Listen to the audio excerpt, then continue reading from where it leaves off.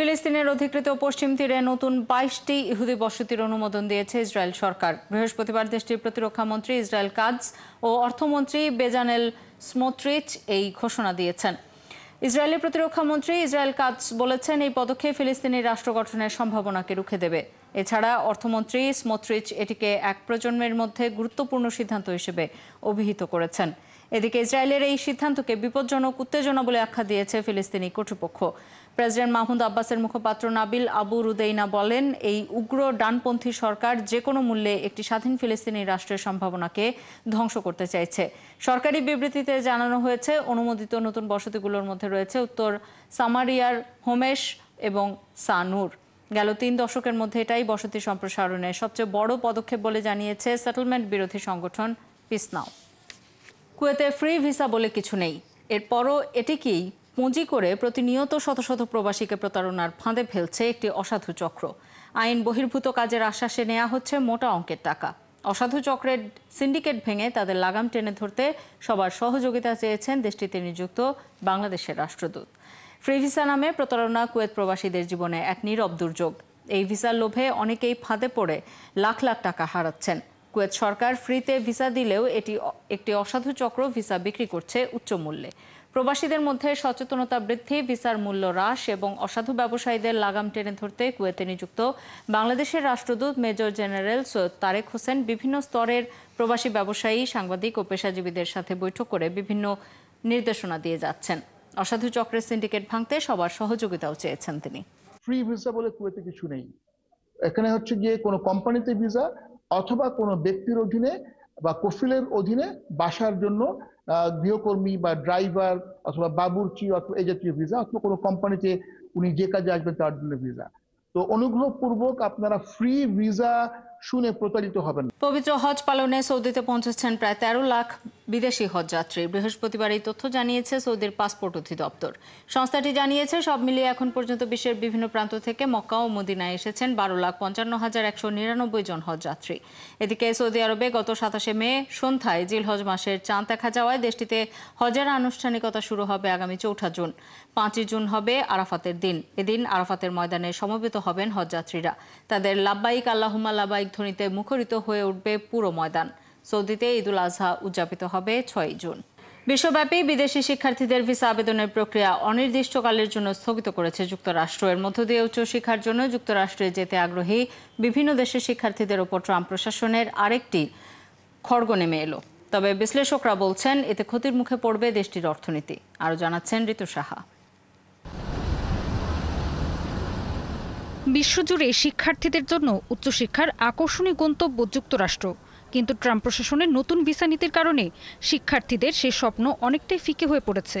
বিশ্লেষকরা বলছেন, নতুন এই নীতির প্রভাব শুধুমাত্র বিদেশি শিক্ষার্থীদের ওপরই পড়বে না, তা প্রভাবিত করবে যুক্তরাষ্ট্রের অর্থনীতিকেও।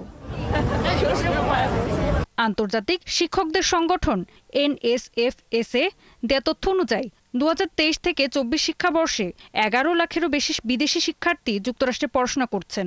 এ সময় তারা দেশটির অর্থনীতিতে $৪,৪০০ কোটি যোগ করেছেন। পাশাপাশি ৩,৭৮,০০০-এরও বেশি কর্মসংস্থান সৃষ্টিতে সহায়তা করেছেন। বিশ্লেষকরা বলছেন, বিদেশি শিক্ষার্থীরা শুধুমাত্র টিউশন ফি পরিশোধ করেন না, বাড়ি ভাড়া দেন, খাওয়া দাওয়া করতে রেস্তোরাঁয় যান ও ভ্রমণ করেন। এতে অর্থনীতির গতি বাড়ে। NAFSA দেয়া তথ্য অনুযায়ী গেল শিক্ষাবর্ষে টেক্সাসে ২৫০টিরও বেশি কলেজ ও বিশ্ববিদ্যালয়ে অধ্যয়নরত প্রায় ৯০,০০০ বিদেশি শিক্ষার্থী অর্থনীতিতে $২৫০ কোটি যোগ করেছেন। I think the Trump administration knows very well Trump প্রশাসন খুব ভালো করেই জানে বিদেশি শিক্ষার্থীরা শুধুমাত্র যুক্তরাষ্ট্রে পড়াশোনা করার সুযোগ চায়। তারা প্রতি বছর যুক্তরাষ্ট্রের অর্থনীতিতে ৪,০০০ কোটি টাকা যোগ করছে। এটা সত্যি অদ্ভুত। শিক্ষার্থীরা অনেক পরিশ্রম করে এই জায়গায় এসেছে। রাতারাতি ট্রাম্পের এই নীতি পরিবর্তন কোনোভাবেই গ্রহণযোগ্য নয়। এভাবে ট্রাম্প প্রশাসন শিক্ষার্থীদের জীবন আর ক্যারিয়ার নিয়ে খেলতে পারে না।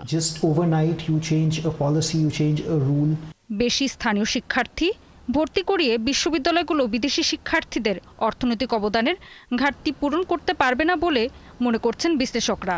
কারণ স্থানীয় শিক্ষার্থীরা অভ্যন্তরীণ টিউশন ফি সহ বিভিন্ন আর্থিক সহায়তা পায়। ঋতু সাহা, ৭১। একদিন আগেই যুক্তরাষ্ট্রের আন্তর্জাতিক বাণিজ্য আদালত প্রেসিডেন্ট ডোনাল্ড ট্রাম্পের শুল্ক আদেশকে ক্ষমতা বহির্ভূত বলে ঘোষণা করেছিল, কিন্তু সেই আদেশ স্থগিত করে শুল্ক আবারও চালুর নির্দেশ দিয়েছে মার্কিন ফেডারেল আপিল আদালত।